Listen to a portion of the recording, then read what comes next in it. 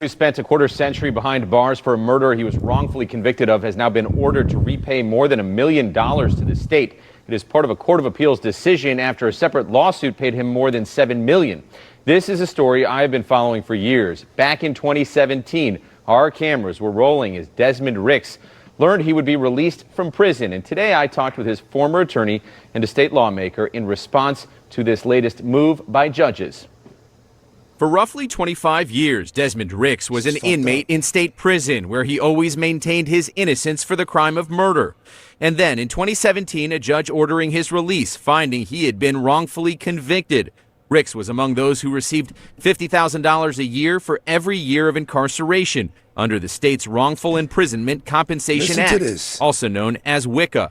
For Ricks, it amounted to $1.25 million from the state. Desmond Ricks endured the worst kind of harm and suffering you can imagine. One of his attorneys at the time was Wolf Mueller. 25 years in a cage for a crime he did not commit. The compensation under the state, which was $1.25 million, doesn't come close to the harm that he suffered. Ricks then won over $7.5 million in a lawsuit against the city of Detroit that accused the detectives on his case of corruption. That's when the state wanted him to repay their $1.25 million to the WICA fund. The law requires that payback is done if a third party issues compensation. In the case of Ricks, it was the city of Detroit.